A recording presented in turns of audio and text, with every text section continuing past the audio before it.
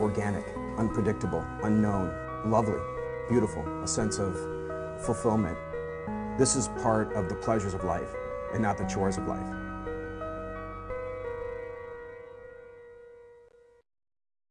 Coming up on Daily Iowan TV, we take a look at the unique challenges facing elderly members of the LGBT community. Plus, find out which foreign diplomat made a visit to the UI campus on Monday. And in sports, find out why Hawkeye fans should be a little more nervous than usual come Saturday.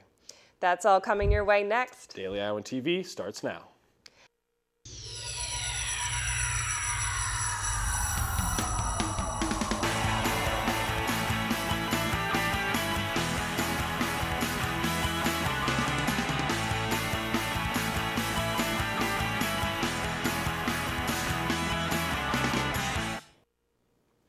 Thanks for tuning in to your Monday edition of Daily Iowan TV, your television news, sports, and weather source for the Daily Iowan. I'm Dana Davidson. And I'm John Detcott. On Monday, Governor Terry Branstad announced a new education plan that includes performance-based pay for teachers and stricter measures on student performance. Branstad says the plan would cost more than the $3.45 billion the state currently allocates for education funding, but said no final cost estimate is available yet. Now, part of the governor's plan includes linking teacher pay to classroom performance and requiring the state's school children to pass competency tests before moving on from third grade or graduating high school. And while the state of Iowa and Iowa City may be making strides to better understand the LGBT community, many people often overlook the difficulties that LGBT seniors confront every day. Daily Iowan TV's Josh Bolander takes a look at the challenges facing this often misunderstood group. With the University of Iowa's excellent reputation of aiding students in the lesbian, bisexual, and transgender communities in regards to their number of resource centers and contacts across campus, and with Iowa City itself being one of the most progressive areas in the state for LGBT youth, many may forget the challenges that face LGBT seniors on a daily basis. According to the National Gay and Lesbian Task Force, LGBT elders lose up to $124 million a year annually in unaccessed benefits, are discriminated against when it comes to tax laws and other regulations of 401ks and pensions, and can experience social isolation and ageism within the LGBT community itself. To combat these problems, the Johnson County Livable Community Visibility Action Team held a day-long meeting to educate those participating. The goal was to not just create a better understanding of the LGBT community, but help understand what these individuals face every day. While the event today did mainly target aging organizations and services, it was actually open to the public, with a number of those involved getting special training on how to create cultural competency regarding the LGBT community. Overall, the event was a huge success. Josh Bolander, Daily Iowan TV. For more information on Monday's meeting or how you can get involved, you can visit the Senior Center's website. And Iowa City's animal shelter is on its own. The Iowa City Animal Care and Adoption Center, which has been displaced since the 2008 floods and currently faces an overcrowding problem, will most likely remain without a partner program. The Office of the City Manager recently surveyed cities across the country and found that many involve a partnership between the city and private groups. City officials said no such group has expressed interest in collaborating with the animal shelter here, however. City Council will discuss how to improve the shelter at their meeting on Tuesday. A UI student living in Mayflower was charged with keeping a drug house after police found drugs and other materials in his dorm room. UI police executed a search warrant on the room of 18-year-old Matthew Brow last Monday. Reports show officers found a safe beneath Brow's bed that contained marijuana, cash, 2 digital scales, and packing materials.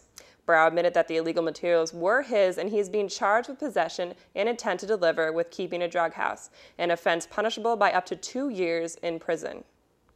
Still to come on Daily Iowan TV, how an international leader shared his story of persecution with UI students. And in sports, we take a look at some little gymnasts with big aspirations. But first, Daily Iowan TV's Allie Holtkamp joins us in the studio for a look at your local weather forecast. Allie? Thanks, guys. It was a great day to be outside Monday, and we've got a lot more sunshine to look forward to this week.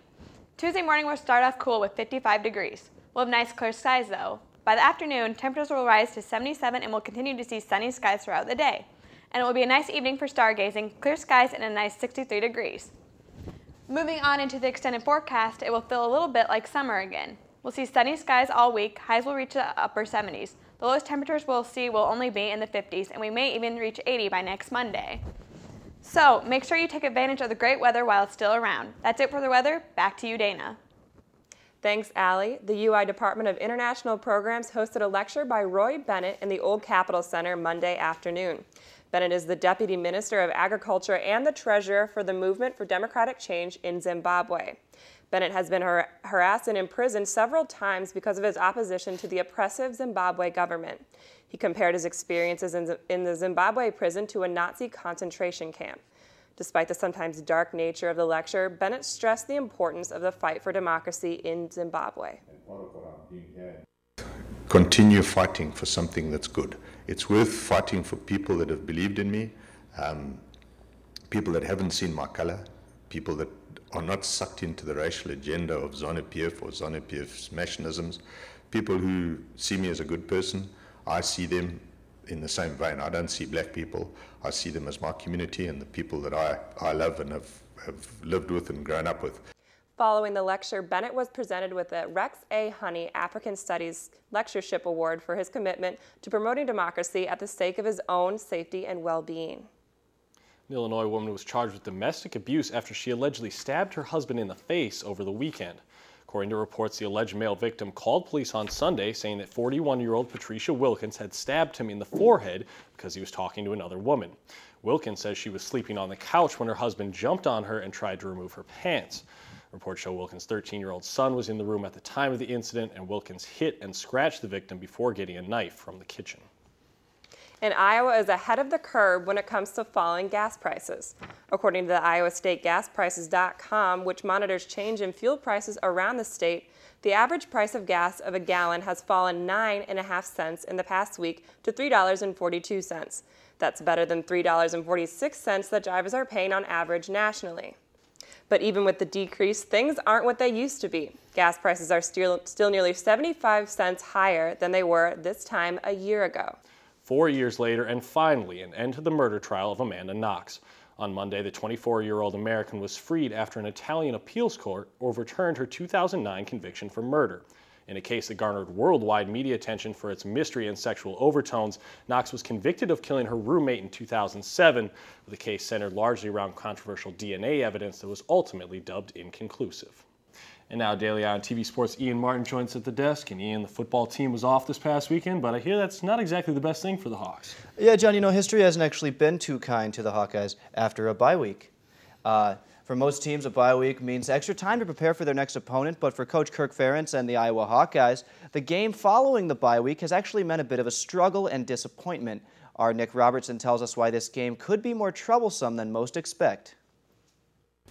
The bye week brings out many feelings for football fans. For some, it's a nice break in the action. For others, it's an unneeded lull in the middle of the season. More than anything for Hawkeye fans, it symbolizes added pressure. Under Kirk Ferentz, the Hawkeyes have gone 2-5 coming off the bye week. Although we can attribute some of those losses to down years such as 1999, where the Hawkeyes went 1-10, or just having a tough game scheduled after, such as the case in 2003 where the Hawkeyes played in Columbus after the bye week. This year, the Iowa Hawkeyes will come back after their bye week and play the Nittany Lions of Penn State on the road. Needless to say, a game against Penn State in Happy Valley is a tough game in and of itself, let alone for a team who struggles coming off the bye week. But coaches and players remain optimistic that the team will continue their progress that we have seen throughout the season. The week is just learning from this game, learning from mistakes. Really going out every week and knowing you have to know what you have to work on and work on that every practice. I guess it's just being able to take another step forward. We just got to continue to improve and continue to keep working and put forth effort in practice so we can get the results in games.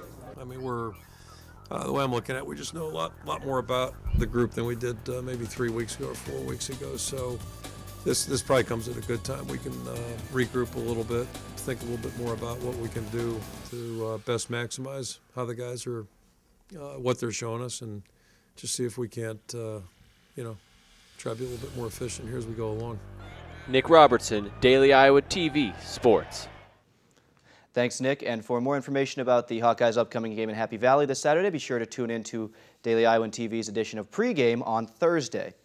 And for former University of Iowa Gym Hawk Hori Gabeshian, her career didn't end when her senior year did. Gabeshian will continue competing, but this time on a little bit bigger stage. Gabeshian will compete in the World Championships this Friday, where she will represent her home country of Armenia. Her decision to compete was influenced by one of her dad's friends who is on the Armenian Olympic Committee. He was over for dinner one night when he suggested she begin training, and Gabeshian seemed to like the idea and began all the necessary steps it took to become an Armenian citizen over Christmas break of last year. She began her training this past summer with her former University of Iowa teammates and continued to improve on most of her original routines from last season. And to bridge the wide gap between Gabeshian and her coaches in Armenia, she has been sending them tapes of her routines and improvements in practice. University of Iowa assistant coach Linus Gavelka has also been helping Gabeshian prepare for Worlds. He is also in Japan this week as she gets ready to compete on Friday. And while Gabeshian has moved on to bigger arenas, another former gymnast is focusing on the littler things in life. Former UI gym hawk Rebecca Simbudas is continuing her love for gymnastics by teaching young girls the ins and outs of the sport. Little Hawks is a program run by UI gymnastics coach Linus Gavelka and Simbudas, the aspiring gymnasts, including the daughter of Iowa head coach Larissa Libby, have been practicing 5 days a week since July, and their coaches say they have improved immensely since then. Simbudas says stressing the importance of fundamentals is critical for the success of the little ones. We focus on basics, so like shaping, making sure their arms are straight, hollow body, like straight legs. So our main focus is to try to have their basic like really perfect. And so if those little kids keep on with it, it looks like the future is bright for the Iowa gymnastics team. And John, just a quick update. We reported yesterday that A.J. Derby was in a bit of trouble this weekend, and actually he will be suspended for 2 games, the upcoming Penn State game and the following game against Northwestern. Well, as long as you didn't hurt anybody in only a window, I think that's about fair. So, yeah, absolutely. And only with Daily Iowan TV can you get a sneak peek at Tuesday's pages of the Daily Iowan. Read about a student atheist group that's trying to spread their message on campus. Plus, with Halloween approaching, find out how bad weather on the East Coast might have limited your pick of pumpkins this year. And before we go, here's one last look at tomorrow's weather forecast. Tomorrow should be a nice one with a high of 79 degrees and a low of 55 degrees with sunny skies to be expected. And that's your latest edition of Daily Iowan TV. Be sure to check us out at the same time tomorrow or anytime online at dailyiowan.com. For Daily Iowan TV, thanks for watching and have a great day.